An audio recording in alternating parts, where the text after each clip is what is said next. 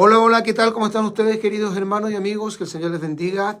Hacían algunos días que no teníamos la oportunidad de estar en vivo haciendo un posteo. La verdad es que es debido a toda la gran cantidad de trabajo que tenemos en la obra y como este tema del Facebook no es un tema tan relevante para mí, lo usamos obviamente porque entendemos que también hay un grupo de gente que siempre está esperando los temas, las predicaciones que la gracia divina nos permite compartir. Esa es la razón quizás por la cual no estamos todos los días posteando. Les saludo a un servidor, el pastor evangelista Marcos Morales Chávez. Espero que estén bien. Acá en esta parte del mundo, en el Cono Sur, tenemos un tiempo de otoño. Está oscureciendo temprano. Ayer hizo bastante frío. Llovió el día lunes intensamente. De hecho, el día lunes, usted no vio que salió el lunes de Victoria, ni por mi Facebook, por este Facebook, ni por el Facebook de la radio Tiempos Finales, porque se suspendió debido a que lamentablemente llovió prácticamente todo el día y en la noche, después de las 7:30, en cuarto para las 8, comenzó a llover copiosamente, así que fue absolutamente imposible poder realizar el lunes de Victoria. Siempre damos algunos minutitos para que nuestros hermanos y amigos se vayan conectando y también para que obviamente le puedan compartir este posteo con todos sus contactos y le den like también a estos temas tan interesantes, porque así también se masifican estas enseñanzas que son relevantes, importantes. Saludamos a todos los hermanos, también ahí veo que ya está conectado nuestro amado obispo Samuel Delgadillo. Les saludo a un servidor, el pastor evangelista Marcos Morales Chávez, presidente del Ministerio Evangelístico Pentecostal El Fin se acerca. Y tenemos una pregunta, ¿cuál es la razón bíblica, el fundamento bíblico, para poder asegurar que Dios librará a la iglesia de la gran tribulación? Eso es importante reiterarlo, hermano, porque hoy día, en este siglo XXI, en este tiempo de tanta apostasía, hay mucha gente cristiana evangélica que ha sido mal influenciada y que está enseñando o creen que la iglesia tiene que pasar por la gran tribulación, lo cual es falso. Yo reitero este concepto. Cada cristiano, cada creyente, puede creer en particular lo que desee creer, pero eso no significa que usted lo puede pluralizar o hacer extensivo para toda la iglesia. El pensamiento suyo, personal, individual, es suyo, no es el pensamiento de la iglesia. ¿Qué es lo que creemos los cristianos evangélicos pentecostales de sana doctrina? ¿Qué es lo que yo aprendí desde que me convertí? ¿Qué es lo que predicaban los grandes referentes de nuestra fe evangélica como el hermano Jimmy Swaggart, o el hermano Jorge Rasky, o el pastor evangelista Gigi Ávila, o el hermano Héctor de la Cruz, o tantos otros predicadores como el hermano Ortiz, y todos, una cantidad de predicadores, gran cantidad de predicadores que nos han enseñado, siempre basados y asentados en la palabra, que la iglesia no va a pasar por la gran tribulación. Y eso que nos enseñaron es correcto porque está ajustado a la escritura, pero hoy día, como está esta cuestión de las redes sociales, este fenómeno, muchos se autoproclaman predicadores y tratan de hacer creer que la iglesia pasa por la gran tribulación. Que usted quiera pasar es su decisión. Eso no es lo que dice la iglesia. No es lo que dice Cristo, no es lo que espera el pueblo de Dios. En Mateo capítulo 24 hay dos versículos que voy a usar como texto áureo o base, pues hay muchos más, pero estos pasajes o textos quise elegir. En Mateo capítulo 24, versículos 40, 41 y 42 dice la Escritura, Jesucristo está hablando en el capítulo 24, que es el capítulo más escatológico de todos los capítulos de Mateo. Dice, entonces estarán dos en el campo, el uno será tomado y el otro será dejado. Verso 41, dos mujeres estarán muriendo en un molino, la una será tomada y la otra será dejada. Velad pues, porque no sabéis a qué hora ha de venir vuestro Señor. Ahí está hablando de la venida del Señor Jesucristo y cómo unos serán tomados y otros serán dejados. ¿Quiénes se van a quedar acá? Bueno, todos los cristianos tibios, mundanos, paganos, rebeldes, que no están llenos del Espíritu Santo, que no son vírgenes sensatas. Pero hay una promesa que para mí es muy clara, muy clara. En Apocalipsis, libro escrito por el apóstol Juan, capítulo 3, verso número 10, dice el Señor a la iglesia que es la iglesia de Filadelfia, que es justamente la iglesia que representa a la iglesia que se va en el rapto, de Filadelfia, que viene de filios, amor filial. Dicen en el capítulo 3, verso 10, por cuanto, debido a que has guardado la palabra de mi paciencia, yo también te guardaré. Otras versiones dicen, te libraré de la hora de la prueba, que es uno de los nombres que tiene justamente la gran tribulación, la hora de la prueba, que ha de venir sobre el mundo entero para probar a los que moran sobre la tierra. Bueno, hay muchas posturas, pero la iglesia cristiana cree que nosotros no pasamos por la gran tribulación. Le voy a poner algunos ejemplos. Miren, en el Antiguo Testamento, antes de que Dios enviara el diluvio, Dios permitió que Noé y su familia, que era su esposa, Sem, Cam y Jafet, sus hijos, y sus 3 nueras, 8, se salvaron a través de la construcción del arca. De hecho, eso dice el apóstol Pedro, que 8 personas fueron salvas, ¿no es cierto?, por agua. Y habla de Noé, que es un personaje real, no es un personaje místico. En el capítulo 11 de Hebreos, verso número 7, dice la Biblia: Noé, cuando fue advertido por Dios acerca de cosas que aún no se veían, con temor preparó el arca en que su casa se salvase, y por esa fe condenó al mundo y fue hecho heredero de justicia que viene por la fe. Cuando usted estudia también la destrucción terrible, espantosa de Sodoma y Gomorra por su inmoralidad sexual, por su corrupción, por su perversión, ¿no es cierto?, de sexo antinatura, cuando los hombres se encendieron en su lascivia unos con otros cometiendo actos vergonzosos, como enseña y señala el apóstol Pablo en Romanos capítulo 1, versículos 18 al 31. En Sodoma y Gomorra se cometían ese tipo de pecados y eran 5 ciudades corrompidas, pervertidas hasta la saciedad. Sodoma, de donde se origina el término sodomita, que es un sinónimo para homosexual. Gomorra, que es la palabra que origina el término gonorrea, ambas de Boín y Zoar. Dios de estas 5 ciudades destruyó 4. Las destruyó por su pecado de inmoralidad. Y lo dice el capítulo 19 del libro de Génesis. Y también lo menciona Judas, versículo número 7.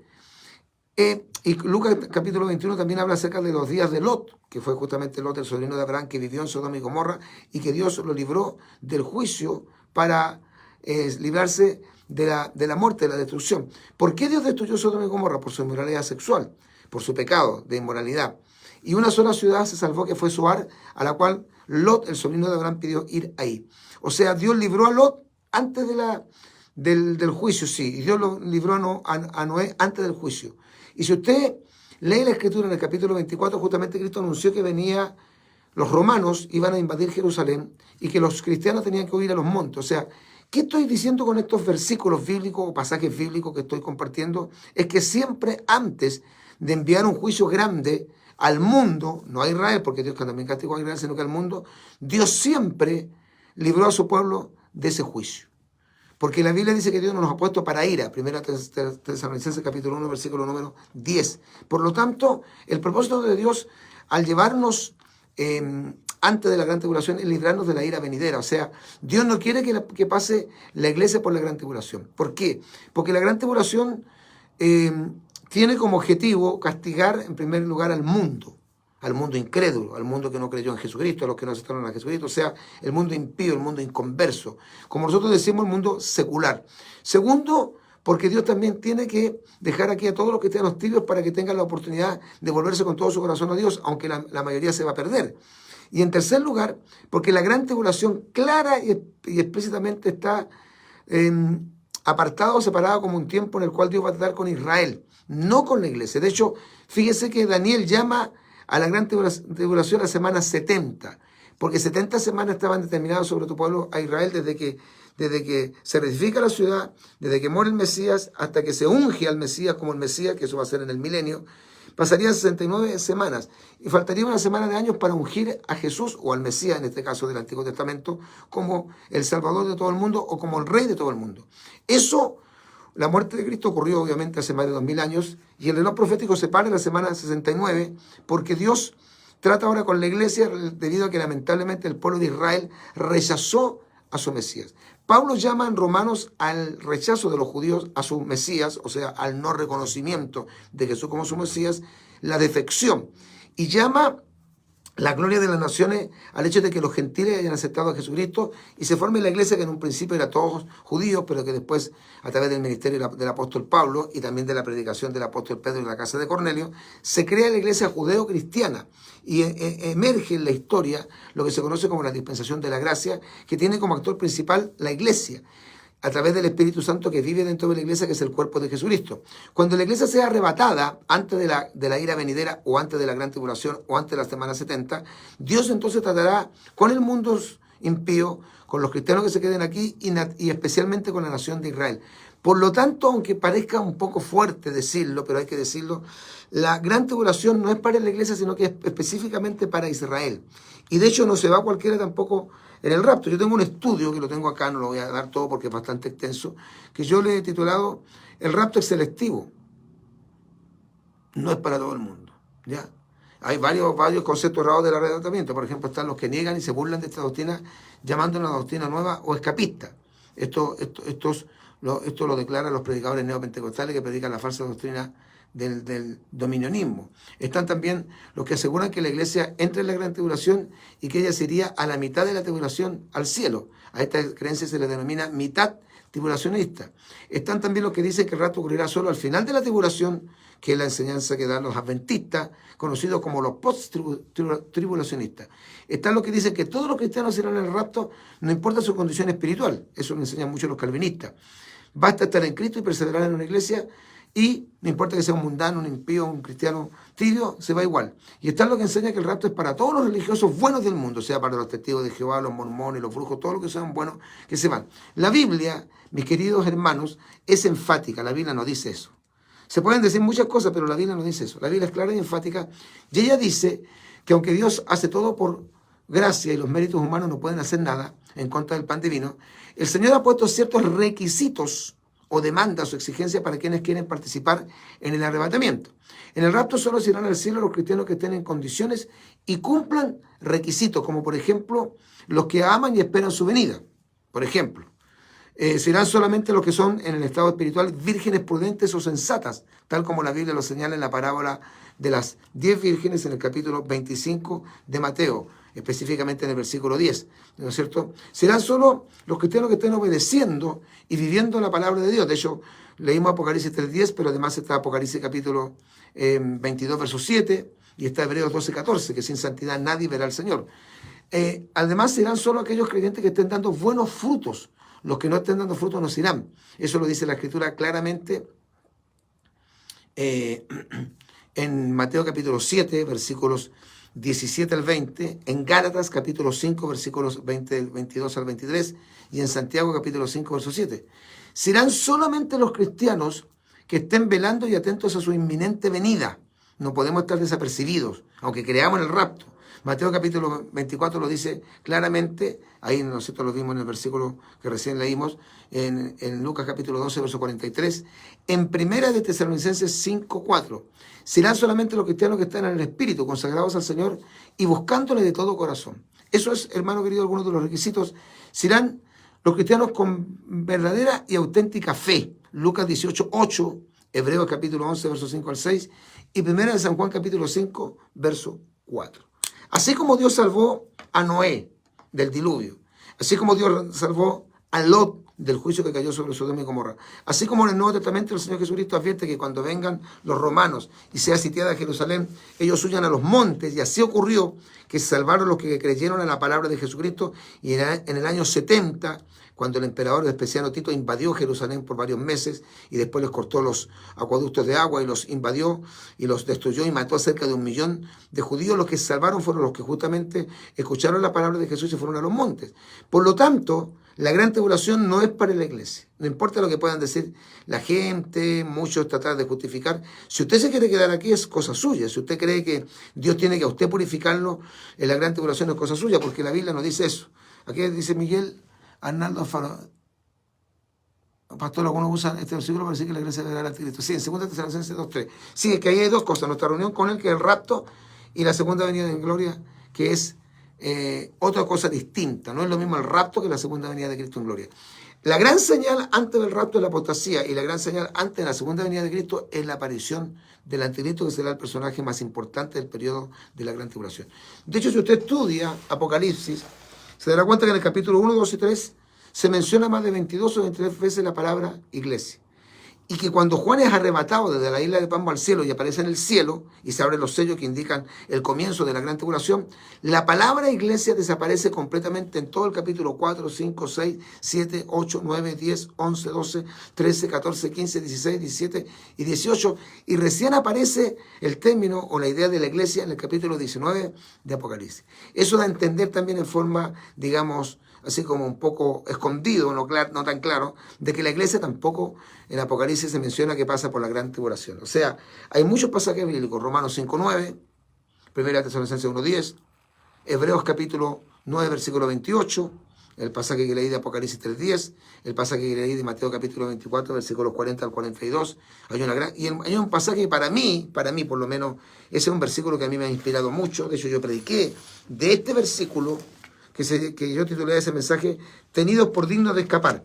Y está en Lucas capítulo 21, que también es en el fondo el mismo sermón del capítulo 24 de Mateo, solamente que descrito, ¿no es cierto?, por Lucas, capítulo 21, verso número 36. Me encanta este pasaje bíblico. Mire qué claro es que es demasiado claro. Dice, en el nombre del Señor Jesucristo, velad, el consejo del Señor Jesucristo, velad, pues en todo tiempo, para que seáis tenidos por dignos de escapar de todas estas cosas que vendrán y de estar en pie delante del Hijo del Hombre. De escapar. Nosotros escaparemos. Y mire lo que dice Pablo, o escuche lo que dice Pablo, que es increíble cómo todo armoniza. La Escritura es increíblemente armónica. En 1 Tesalonicenses capítulo 5, aquí dice Lucas 21, verso 36, velad pues en todo tiempo para que seáis tenidos por dignos de escapar, ya, de todas estas cosas que vendrán y de estar en pie delante del Hijo del Hombre. En 1 Tesalonicenses capítulo 5, verso número 4 dice, versículo número 3, que cuando digan paz y seguridad, entonces vendrá sobre ellos destrucción repentina como los dolores a la mujer encinta y no escaparán. Los impíos no escaparán de la gran tribulación según 1 Tesalonicenses 5:3, pero los creyentes que estén velando y guardando su palabra escaparán. Eso dice Lucas capítulo 21, versículo 36. O sea, toda la Escritura armoniza en el Antiguo y en el Nuevo Testamento con la idea absolutamente clara, diáfana, de que el Señor Jesucristo librará. Porque Él no quiere que la iglesia pase por la gran tribulación, porque no es necesaria la purificación, es una mentira. Decir que la iglesia tiene que entrar en la gran tribulación para que Dios la purifique es negar el poder purificador de la palabra, es negar el poder purificador del Espíritu Santo y es negar el poder purificador de la sangre de Cristo. De hecho, en 1 San Juan capítulo 5, creo que el versículo 8, dice que son 3 los que dan testimonio en la tierra, justamente, y lo dice, lo vamos a buscar.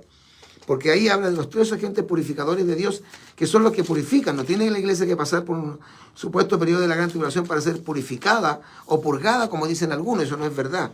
En 1 Tesalonicenses capítulo 5, 1 San Juan capítulo 5, verso número 8 dice, y 3 son los que dan testimonio en la tierra. El Espíritu, refiriéndose al Espíritu Santo, el agua, refiriéndose a la palabra, y la sangre.